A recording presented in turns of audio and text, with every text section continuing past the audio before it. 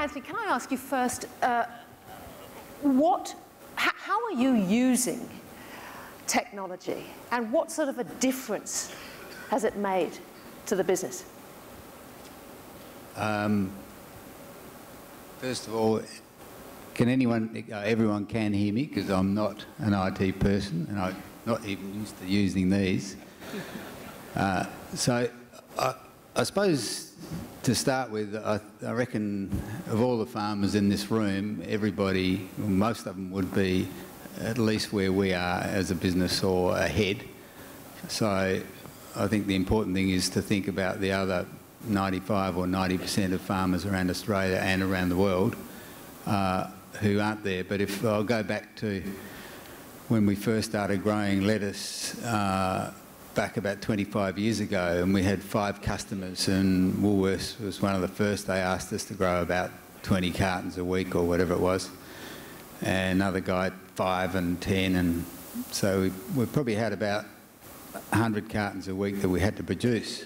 And that's good, but every day the grow time changes. So like in winter we grow them in say 15 weeks, in summer 5 weeks.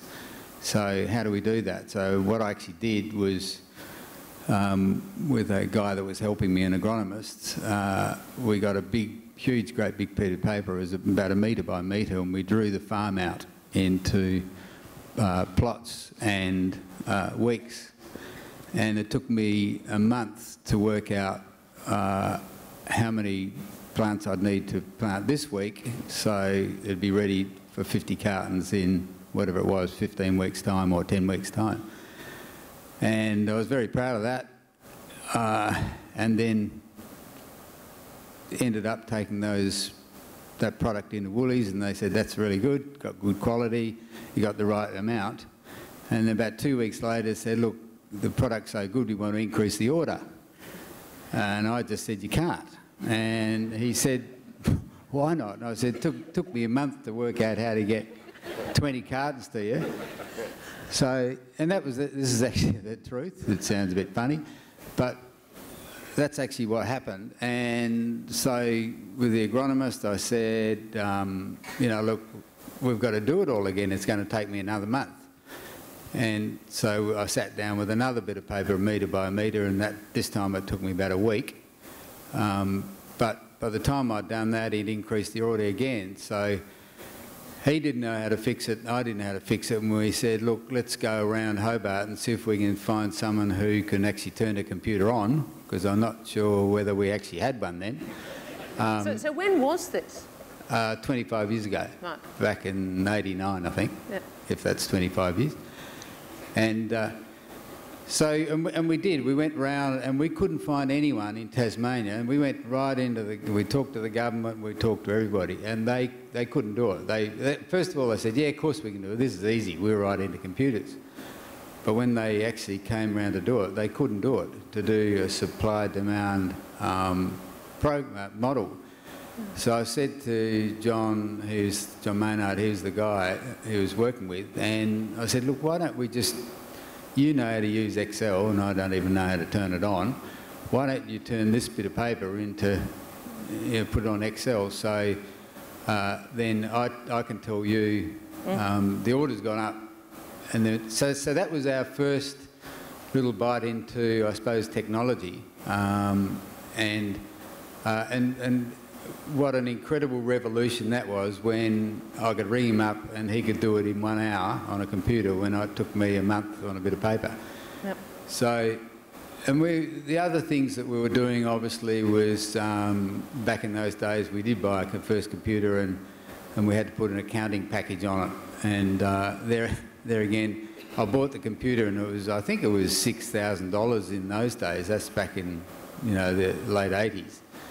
And so it was a massive amount of money. And then I had this computer, and I said, how do we get an accounting package on it? And he said, oh, we'll just get used to it. And I said, how do you turn it on? There again. And then looking at a blue screen, and we had to work out this DOS stuff. Yeah. So So that was back then, and That's a real how, challenge. yeah. And then how, moving forward, how did you come to? I mean, I'm presumably now with Sense-T, how far have you got? Explain what's happening on the property now for us. Well, I guess we're still only just, we're just on the edge of new technology, say with Sense-T, but the biggest. So we did what every other most other farmers did. We slowly progressed through Excel and things like that. And then about 3 years ago, we decided our accounting system was, just about to implode.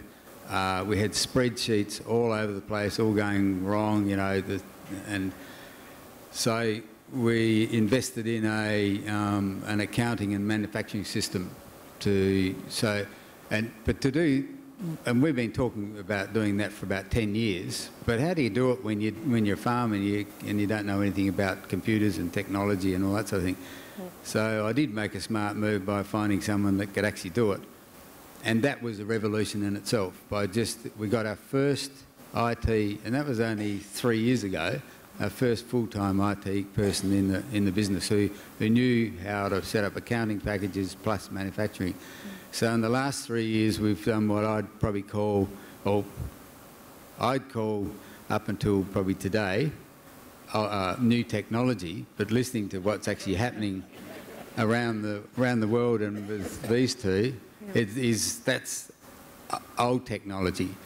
I know when Sense-T first came to see us about a year or two ago, whenever it was, they sat down and I think there were about 8 scientists walked in the room, mightn't have been all scientists, probably IT people as well, and they started talking about all this stuff. And I'm going, well, yeah, that's good, but we've got to make money. How's it going to work? So I didn't want to stop it, I didn't want to slow it up, but I didn't understand it at all. And I was at I'm not running the business now, luckily, but I was then. And but I had the sense to let them T-sense, to do what they wanted to do and encourage the business to take it on. Now, how did you two get together? Because, I think that's one of the really interesting things for farmers, certainly in this country. I mean, you're not far off the average age of a farmer in Australia, I wouldn't imagine. I'm a bit older, I think. Well, I don't know. We've seen the charts, and this is the issue, isn't it? Because really, many farmers of the average generation are not tech savvy. You talked about an agronomist from 25 years ago. Extension officers have disappeared, which is another tragedy in this country anyway. So how did you two get together? We only got together this morning. Oh, right, but how did you... No, I met... Roz, help me here. Well, you have a go. So basically, I think the really good thing about a place... I think the really good thing about agricultural community in a small place like Tasmania is you have enormous social capital. You have incredible networks. Yep. So it is true that Anthony and I only met this morning, but people working for Anthony and working for me have been working together for sort of 2 years. So Sean, who runs Anthony's business in terms of the agronomy of the business, has been a key driver in the actual Sense-T project in helping us understand the business case. Okay. So things like, and maybe Anthony, I'll hand it back to you about what we've been talking with him. Yeah, Sean is he's a farm manager that we found about a year or two ago, and all he really has, his IT skills are about as good as mine. He's got, which is pretty non-existent. In fact, I think I'm probably better. But his agronomy skills are very high. I mean, he went to Gatton and got his diploma in agriculture. It wasn't a degree, but all his life he's been thinking agronomy. Yeah. Whereas, what he really wanted to do is understand more about the sustainability of the business of the farm. Yeah. We were actually, for the last, say, 20 years, we've actually been mining the farm. We've been mining it. We take on new land. It goes really well for a while, and then after a while, it doesn't go so well. So we move on to other land. always when we went in new land, it would produce a lot better than the older, and we just scheduled that into the system. That was just a fact of life. We had a lot of scientists probably tearing their hairs out watching us do it, but I mean, it's pretty hard to turn it around when you've got a growing business.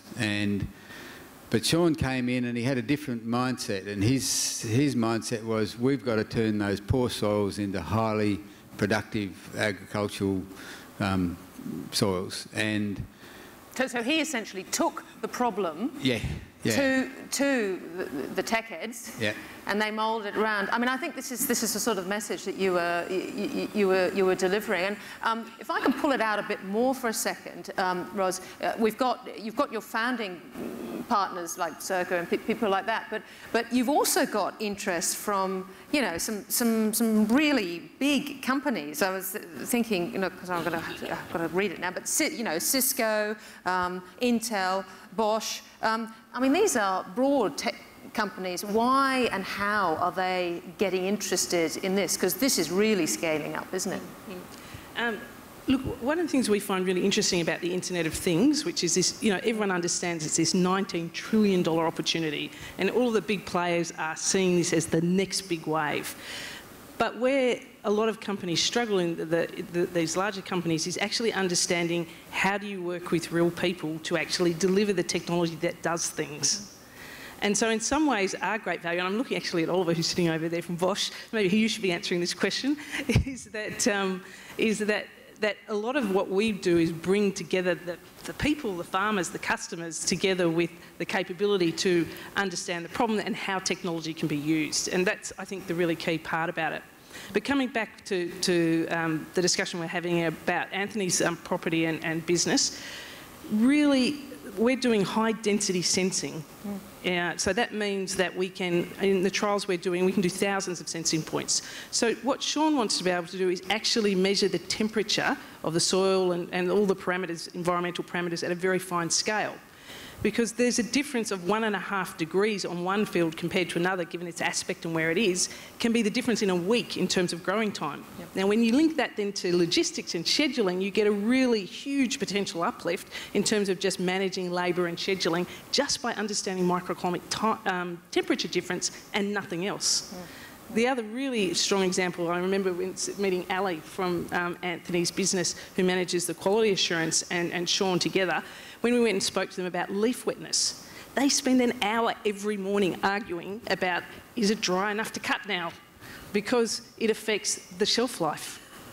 So it's really simple things. In the first instance, we can create business value almost immediately by what we would call a minimum viable product, just giving people information that they understand. The other thing that fascinated me was that some of your work, like, you know, water sensing, you can actually connect weather information with an irrigator's requirements, with oyster requirements. So you've got different industries all. Yes, and this is the key thing about the Internet of Things, is that what we're doing is real-time data, but the most important thing is that you can pull data in from anything and that you get value from the data by sharing it. So in the example that we gave around viticulture, Matt, who's using it to, for example, manage his irrigation and his disease management, that same data can also be used by the oyster grower, because the biggest impact in terms of runoff, and whether that happens or not, is soil moisture of the adjacent farms. So it's by getting the data in one place and allowing its circulation and being able to use it for different purposes that you get the real uplift. And that's very hard to do. And it's not hard technically, it's hard from the business model, and it's hard from trust. And so, you know, I was so inspired by Renske's presentation, because we want to work with companies exactly like Renske's so that you can ingest data from anywhere, from different hardware providers, and we don't all have to keep doing it again and again and again, because the data's all in these silos. Yeah, we'd like to think it's just collecting data layers. And a minimal viable product, like you just said, I think is one data layer. But the more data layers you can add, and I think you as a farmer are also part of that, how many data layers would you like to add? How many people would you like to give access to your data? Do your providers, your trucks who have GPS and so on, do these guys, are they able to share data? Can we take them out and put them in one system and use this this information. So I think it's all about data layers. And Renske, what struck me about how you were able to do this in Africa, and it was a fantastic video, but one thing that Africans do have, even in quite poor situations, is a mobile phone, or they've got access to a mobile phone already. On Monday here in Australia, I learned that the internet coverage in Africa is much, much better than the internet coverage here in Australia. Well, very true. We're supposedly working on that. That's a take-home message for me, actually. I had no clue. My father, who was a diplomat in Africa many years ago, used to talk about MMBA, miles and miles of bloody Africa, but actually the A, yeah, and we're working on that, of Australia.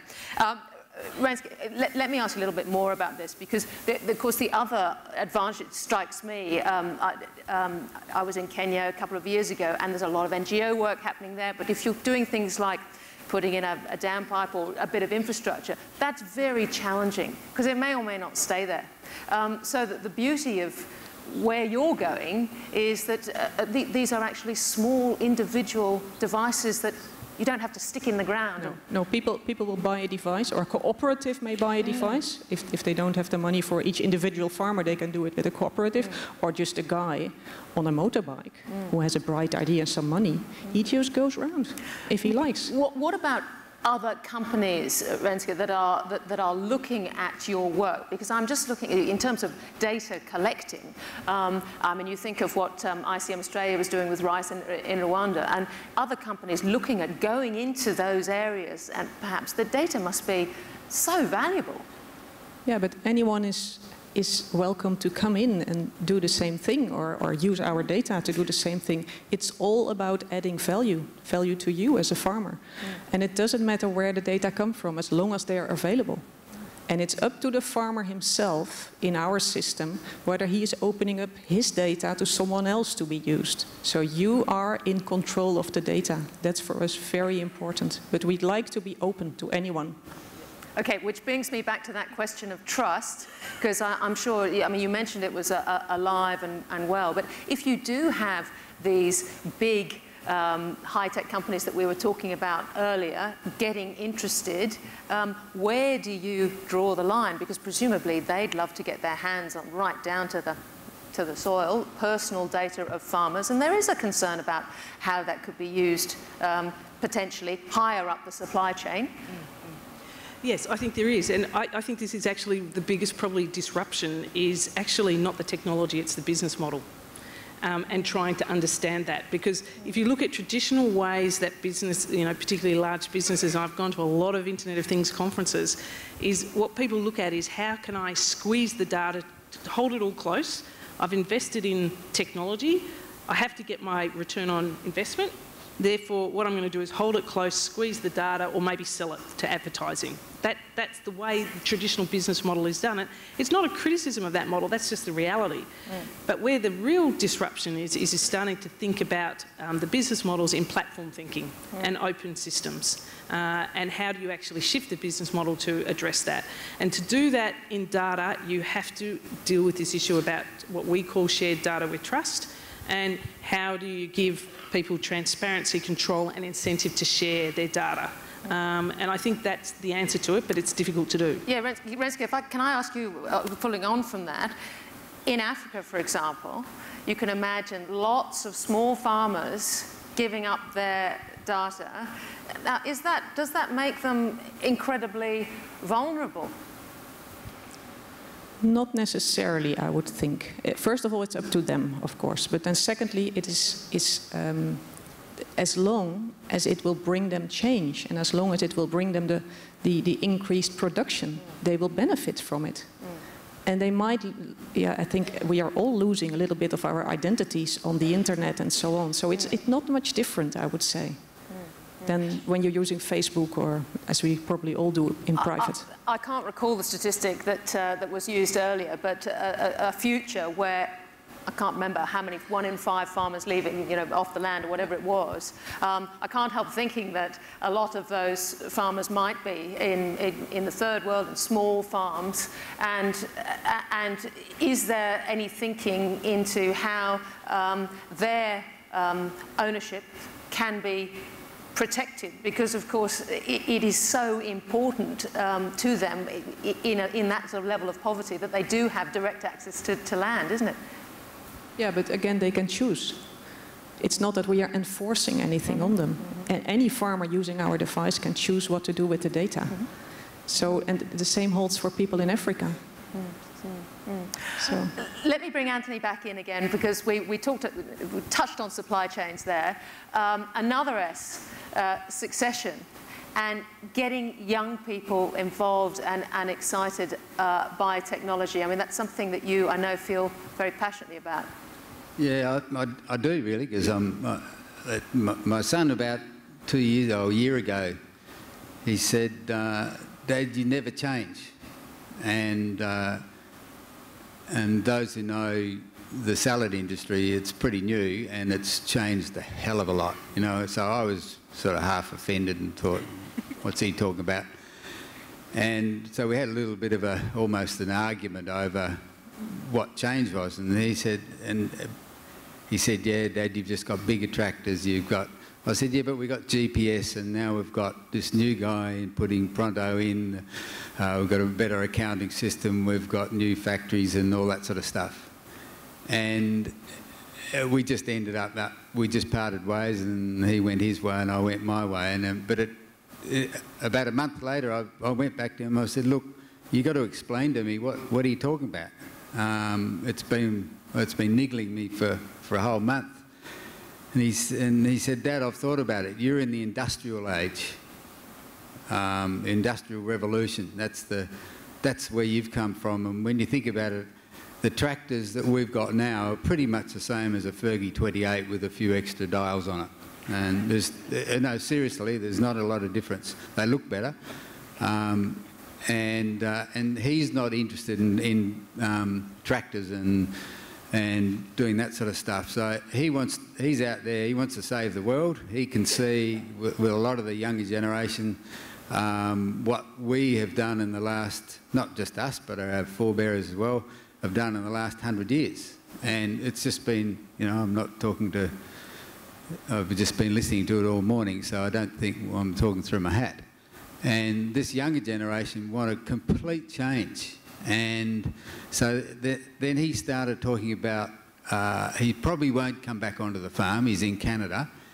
He probably won't come back onto the farm because he wants to do something new. And I'm just trying to work out, you know, like every parent, you want your kids to come back on the farm. I've got two girls and one boy, and we'd like them all back. And so I'm trying to get my mind around this. And he said, I want to fix the world, Dad. You just want to keep on stuffing it up.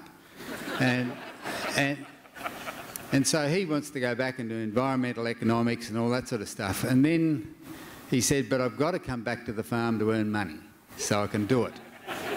So 6 months ago, he decided he'd come back to the farm to earn some money. He's not back yet, but he's coming back. And then in the manipulating sort of father that I am, I put him onto Sean and Sense Tea and all that sort of thing.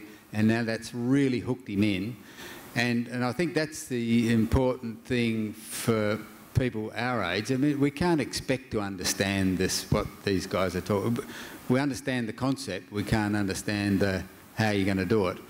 So we make way for the young people. So my real passion now, because I've handed the whole business over to a younger person, and really encouraging younger people into the business and getting uni students. I mean, I think we've got now probably about 8 graduates that have come through doing all different things from IT to engineering to accounting, and 4 on the farm doing agronomics. And it's just so enlightening to see these young people so engaged. And let's face it, agriculture in the past has been, you know, a bunch of whinging farmers. I mean, we've got to admit it. We're on TV, we're talking about drought, we're talking about floods, we're talking about bushfires, we're talking about sheep dead and disease, and it's no wonder all these young kids walk away. But the really exciting thing is what these guys are talking about and what today is all about. That will really hook them in. So it's a really exciting story. And in Tasmania, we're lucky in Tassie, it is the second best place in the world. Where all you guys live is the best. We've got the second best, otherwise we'll offend everybody else. But as someone said earlier, Tasmania's it's like a big trial plot. It's got half of Tassie's World Heritage. There's about a quarter of it beaches, and then we've got this incredibly fertile strip up through the middle and the top of the northwest coast. So for these guys, I think they've really taken it on, and without pushing Tassie too much, it's going to go places. That's terrific. And so young people. Now I'd like to ask the two ladies then, what do you need? What do you think is needed to grow your space? I mean, it sounds, Renske, like you've got a fantastic support and sponsorship. But what do you now need to take things even further? And the same of Ros. I think in general, it's what I've said earlier. It's all about data. It is making data available in those huge systems that combine data, that will bring down the amount of systems that you have on your farm from 15 perhaps, or 10, to maybe 1 or 2. The best would be 1. Where you get all your management information in one system, like a dashboard with buttons that you can turn and with little needles that you can follow. But to enable that, we need to have access to data, meaning that in all these different systems that you have running, the producers of these systems should enable this overall data house to be filled with data. They should be freely available. I think that would benefit every farmer and would make the farming system more efficient for you. So I think that is needed to really bring this further. Besides the fundamental knowledge to build data layers, because a chemical data layer, of course, needs a certain science behind it. A biological data layer needs a certain science, and that's where all the different scientists come in from all over the world. Ros, what about you? I mean, we were talking earlier about the need for more R&D and the need for more support for science. I think there's two issues, because I live in the world of an ecosystem. So part of it is research and part of it is commercial. In commercial side, we need what any commercial business needs. I think that we have been purposefully and intentionally sought to collaborate with 4 companies that were medium-sized, rapidly growing, innovative, to actually create the new thing. In the next stage of the business, obviously, you need capital, and you also need to work with companies that are bigger, that can help you scale both nationally and internationally. Yeah. So on that side, I think it's a fairly standard kind of trajectory, really, and we probably need everything that every other business needs. Yeah. On the research side, though, and this is the point I really want, I think government has an incredibly important role, because we would not even have got where we are now if the Tasmanian federal government and the university and CSIRO had not invested in the concept. Because you couldn't have created something like we did with nothing. No one would have invested in it. It was just an idea. We do. Yeah, well, you do. So for us, I think that that's really important, that the government, and there's a role for government in seeding innovation, but that it needs to be clear what the trajectory is out to self-sustaining business models. That's part of it. The second thing I'd say is open data. I mean, it's free. It's not a big thing for government to do, and I absolutely agree. And we know that the uplift is huge if we can get government to make data more freely available so that we can ingest it and use it in a broader way.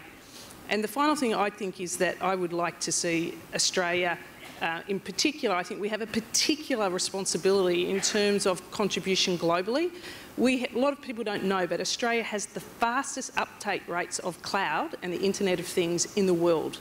We are innovators. We take things on really quickly. We also have an amazing agricultural industry that's one of the most competitive and productive in the world. So it beggars the question, why aren't we the Israel of the South dealing with the thousands of pigs down the river into Shanghai? What our vision is that we could actually create Australia as the epicentre of the Internet of Things technology and agriculture, and build these knowledge and systems that can be scaled and taken both nationally and internationally. And I think there's a real opportunity to do that, particularly when we look at the Australian government's current policy settings in terms of international. And we heard about this morning, it's the same as the Dutch government policies, that we want to align aid, trade and development. If we can get those things aligned, we could actually do something really significant. And so I would like to see not only us investing in this in terms of Australia's role as a global epicentre of technology and agriculture, but that we layer on top of that an international development component in partnership with other governments and international institutions like the World Bank who are interested in the same thing. Because I think the challenge before us is so huge that the only way we're going to be able to do it is in a considered way that's designed to scale. If we keep all doing our own thing, one thing here and there, you just cannot get the scale that you need to actually make an impact fast enough.